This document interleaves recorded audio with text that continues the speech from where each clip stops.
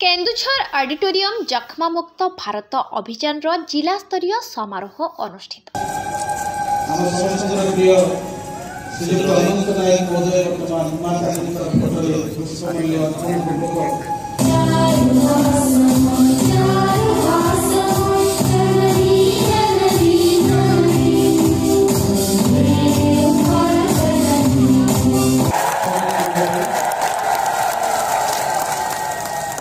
आम समस्ते आम आसन ठिया माँ तारिणी फोटोचित्र बर्तमान अतिथि मैंने पुष्पमाल्य अर्पण कर जख्मा दूरीकरण निमंते एक सामग्रिक सहयोग आवश्यकता रही। देशर समस्त क्षेत्र में यह एक जन आंदोलन रूप नेबा सहित देश को टीबी मुक्त करिवार लक्ष्य पथरे समस्ते कार्य करने भारतर माननीय राष्ट्रपति द्रौपदी मुर्मू, माननीय प्रधानमंत्री श्रीयुक्त नरेंद्र मोदी, माननीय केंद्र स्वास्थ्य मंत्री श्रीयुक्त नगद प्रसाद नरधा देशवासी को आह्वान जणाइछन्ति। संपूर्ण जख्मा मुक्त भारत पर विभिन्न कार्यक्रम माध्यम 2025 सुधा टीडी को देशरू दूरेबा अभियान चालू रही। लक्ष्य संकल्प को नहीं जख्मा दूरीकरण योजना रे समस्त सहभागिता कामना करा जायछि। टीबी मुक्त भारत अभियान अंतर्गत आज जिला स्तरीय फंक्शन को आज मुख्य अतिथि माननीय सांसद केन्दुझर श्रीयुक्त अनंत नायक सर को हार्दिक स्वागत जनाऊँ।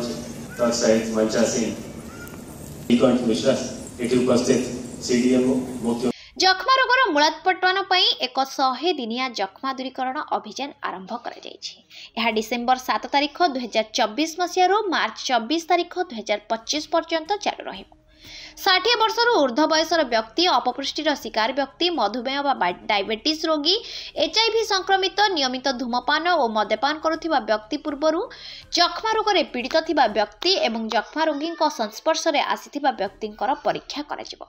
एही 100 दिन मध्य केन्दुझर जिले में 5,80,007 जन व्यक्ति परीक्षा कर लक्ष्य करा जायछि।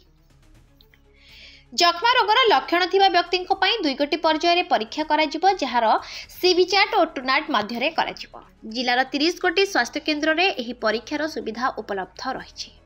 लक्षण नथिबा व्यक्तिंक पई एक्ट माध्यम परीक्षा करा जहाँकि जिला मुख्य चिकित्सालय, उपखंड चिकित्सालय और गोष्ठी स्वास्थ्य केन्द्र को मिसाई मोट 7टी स्थान में एही एक्सरे करा सहित सामाजिक उत्तरदायित्व क्रम बलाराणीर सेल चिकित्सालय, जोजार टिस्को हस्पिटाल एवं आपोलो ग्रुप तरफ एक मोबाइल भ्यान माध्यम यार परीक्षा करिवार व्यवस्था रही। केन्दुझर जिलार जख्मार मूलोत्पाटन समस्त व्यवस्था ग्रहण करा सहित प्रति मास 285 उपेंद्र रे निक्षय शिविर अनुष्ठित होउछि। केन्दुझर जिले में 26टी मोबाइल हेल्थ टीम, 10टी मोबाइल यूनिट, 10टी मोबाइल मेडिकल यूनिट विभिन्न विद्यालय, अंगनवाड़ी केन्द्र और गोष्ठी को जाई जख्मार परीक्षा करुछन्ति। जख्मा रोग संपर्क में जनसचेतनता उद्देश्य 4 गोटी सचेतनता रथ विभिन्न स्थान को जाई जनसाधारण को सचेतन करने सहित लिफलेट, कांथरे प्रचार, होड़ी माध्यम प्रचार प्रसार करा जाउछि। चिकित्सित होता समस्त जख्मा रोगी को जिला खनिज प्रतिष्ठान केन्दुझर पोष्य भाव ग्रहण करिछि। कार्यक्रम अंशस्वरूप समस्त निकिसाधन जख्मा रोगी को डीएमएफ तरफ पुष्टिसार खाद्य प्रदान करा जाउछि। केन्दुझर जिला 2025 मसीहा सुधा जख्मा बा टीबी मुक्त भारत अभियान रे सामिल होइछि। वर्तमान जिले में 2175 जन जख्मा रोगी चिकित्सित होउछन्ति। जातीय स्वास्थ्य मिशन तरफ समस्त जख्मा रोगी को प्रतिमास पौष्टिक खाद्य पाई मासिक 1000 टंका हिताधिकारी बैंक खाता को प्रदान करा सहित जनजाति व्यक्ति को अधिक 750 टंका प्रदान करा जाउछि। जख्मा रोगरू मुक्त होइथिबा 42 जन टीबी चैंपियन मानंकु मासिक 3500 टंका पारितोषिक जख्मा दूरीकरण कार्यक्रम में सामिल करा जायछि।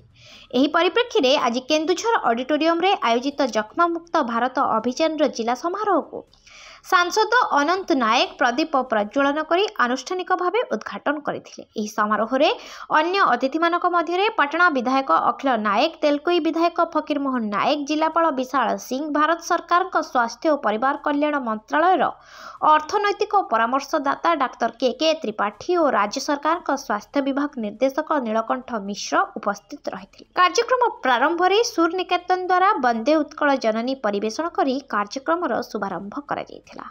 केन्दुझर युधिष्ठिर पात्रଙ୍କ रिपोर्ट न्यूज लक्ष्मी 7।